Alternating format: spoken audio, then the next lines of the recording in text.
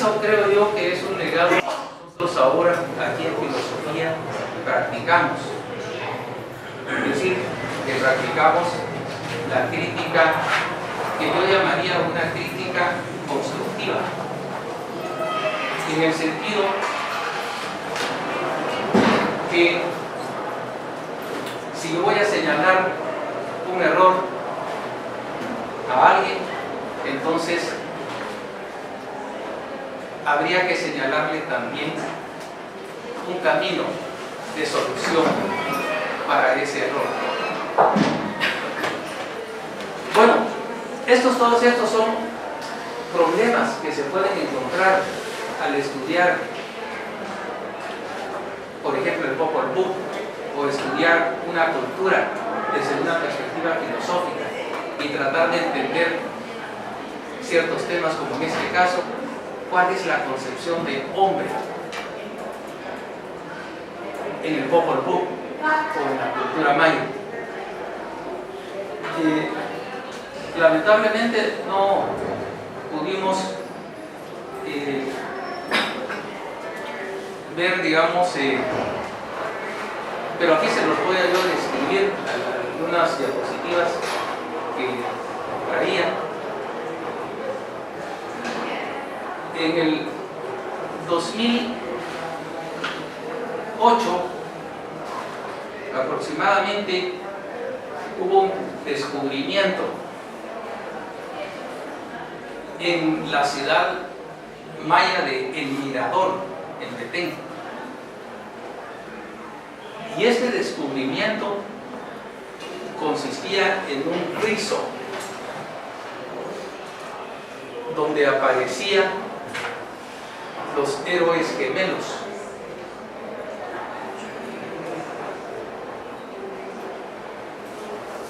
Y el arqueólogo a cargo de la investigación,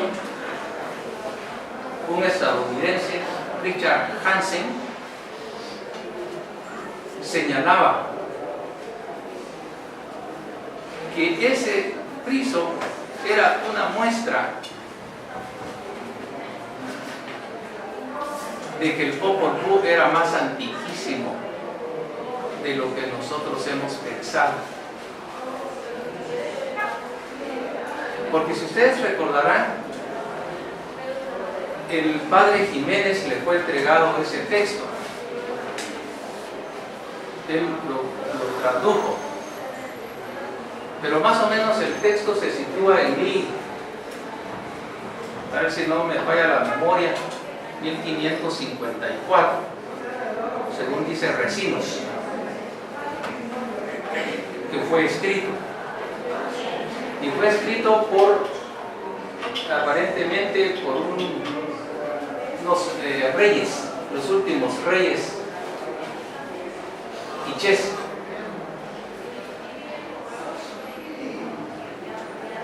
Y entonces pensábamos dos cosas. Por un lado pensábamos que el Popol Vuh estaba contaminado así se decía, que estaba contaminado con la cultura occidental, porque tenía ya ideas de otra cultura que no era puro.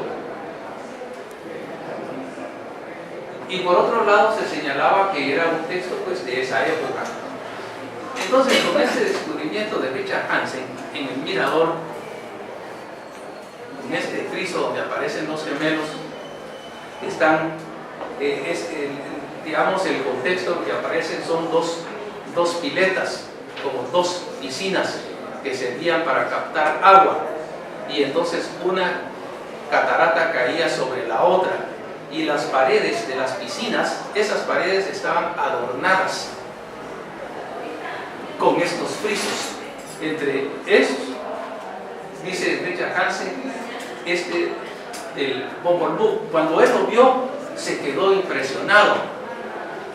Cuando vio a uno de los gemelos cargando la cabeza y nadando a contracorriente, entonces él dijo: este es el Popol Vuh. La datación de ese friso es 300 años antes de Cristo, o de nuestra era. Y fíjense que yo estaba buscando entre mis fotografías y ya no puedo encontrar, porque cuesta encontrar, a mí me cuesta manejar. Pero yo me acuerdo de haber ido hace 2 años aquí a Teotihuacán, México. Y allí, en una de los templos de Teotihuacán, también aparecen los gemelos. Lo cual a mí me da la impresión, pero por favor es simplemente una hipótesis muy aventurada, de que la cultura maya, más bien dicho, esta cultura no solo maya, mesoamericana, porque incluye a Teotihuacán, es mucho más antiquísima de lo que está diciendo Richard Hansen. Acuérdense que la cultura en Teotihuacán fue construida 1000 años antes de Cristo, la ciudad. Y ya más o menos en el año 500 esa ciudad tenía cerca de entre 100.000 a 200.000 habitantes. Era la ciudad más grande del mundo, según dicen. Entonces, lo importante aquí también es, con eso termina esa parte, digamos que como introductoria, que ya se alargó mucho, es que nosotros aprendamos a valorar lo nuestro. Creo que ahora solo andamos con una pierna y la otra es una muleta, porque solamente hemos tomado la riqueza de la cultura occidental, la cual es muy importante. Pero creo que nos falta la otra pierna, y son las culturas autóctonas. Y creo que tenemos que ponerle atención, investigar también esto. No quiero decir con esto, ojo, que los filósofos nos tengamos que dedicar solo a investigar la cultura maya. Jamás. Eso sería un dogmatismo que sería pernicioso caer en eso. Tenemos que seguir cultivando la filosofía en forma universal con todos los temas, pero también nos tenemos que ocupar de las cosas que están presentes.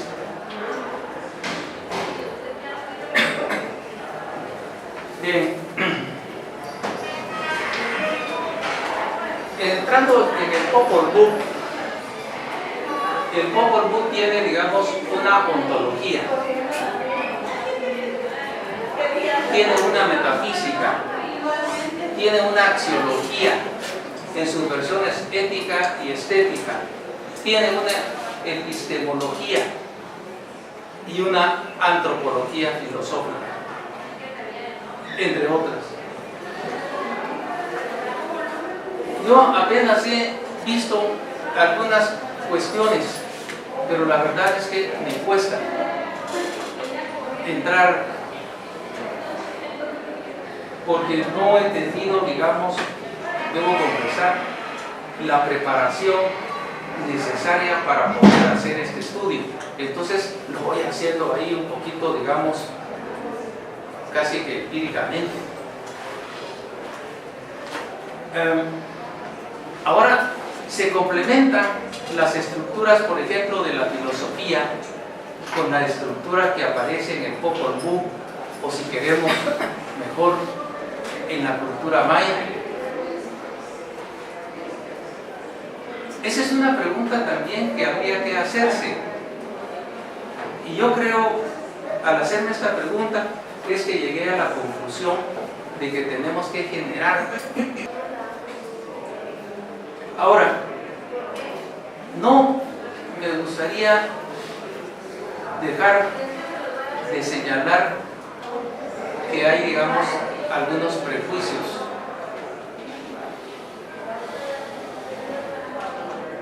que son prejuicios que tenemos como sociedad, y me incluyo, y que son prejuicios que hemos superado muchos. Por ejemplo, yo me acuerdo que cuando era pequeño y acompañaba a mi madre al mercado, le decía a las vendedoras: ¿cuánto vale esto, María? Mira, María. Ese es solamente, digamos, como un elemento discriminatorio. Y aquí hay un profesor nuestro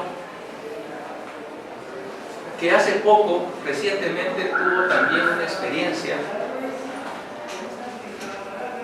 que cuando llegó a un parqueo, su esposa fue a pagar, pero no le dieron el puesto. Ella tenía traje indígena, y entonces cuando iban a cobrarle, entonces se acercó el encargado del parqueo y le dice: mira, María, aquí está tu vuelto. Y entonces este profesor de acá le dijo: mira, Pegre, ¿y cuánto estás cobrando por el parqueo? Y entonces el señor se sintió ofendido y le dijo: un momento, le dijo, yo no me llamo Pegre, tampoco mi esposa, le dijo, se llama María, ¿y por qué le estás diciendo María? Entonces quiero señalar estas cosas, que esas son cosas así sociales, pero que después se trasladan también a los aspectos académicos. Parecen cosas sencillas, pero no nos damos cuenta, y entonces tenemos hermenéuticamente que saber cuáles son los prejuicios con los cuales nos encontramos al momento de estudiar un texto, de investigarlo. Tenemos que estar avisados de nuestros propios prejuicios en el sentido técnico hermenéutico, los juicios antes de entrar a un texto. Eso, entre otras cosas, está el eurocentrismo. Personas que están, digamos, centradas totalmente en lo europeo, en lo occidental, y no pueden ver más allá de eso.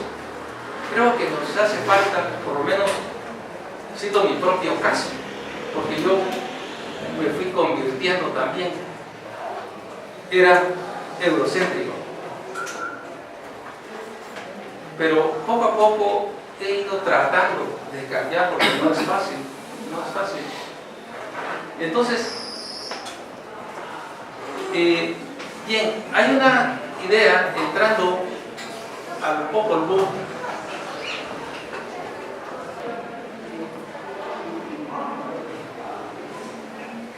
nos muestra, digamos, un pensamiento que practica el ensayo y el error, porque es hasta el cuarto intento cuando se logra la creación del ser humano. Quiero decir que dentro de esta, digamos, ontología de la sociedad maya, de la cultura maya, hay varios elementos importantes, como por ejemplo la naturaleza, el ser humano, los animales, las estrellas, y todos esos elementos tienen vida.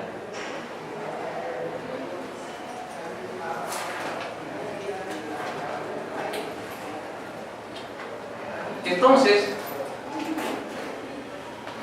cuando se inicia la creación, desde el inicio de la creación se manifiesta una dualidad de dioses. Son dos los dioses que hacen la creación, no es un solo Dios. Ese es un elemento que me gustaría señalar, que me parece peculiar de este tipo de pensamiento.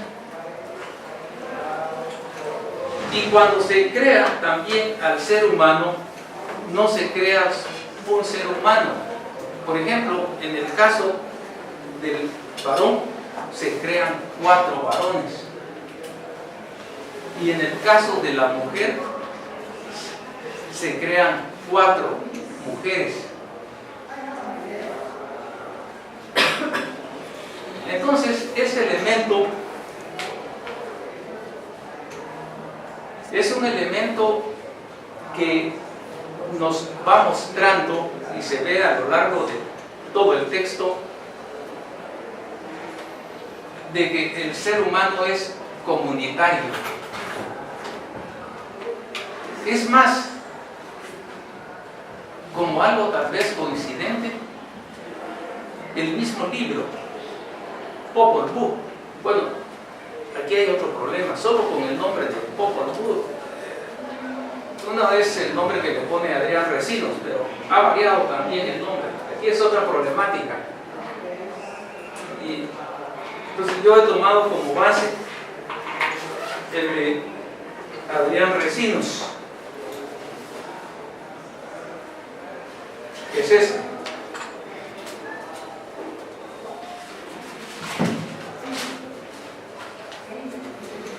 Entonces, pero hay unos que lo escriben con W, y hay muchas versiones. Seres humanos individuales, porque sí los hay, pero que esos seres humanos individuales no son individuales en forma, digamos, absoluta, sino individuales que pertenecen a un grupo.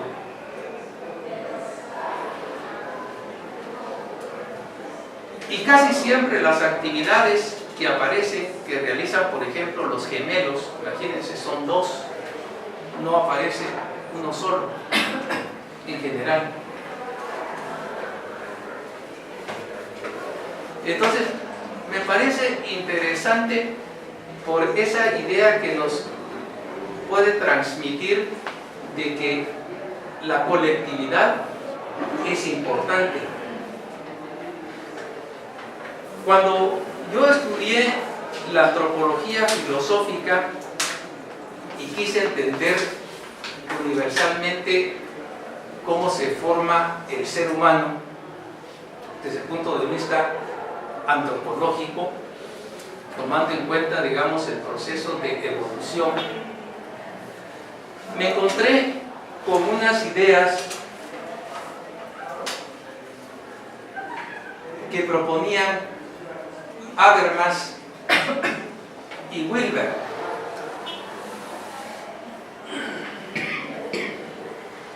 Habermas es el filósofo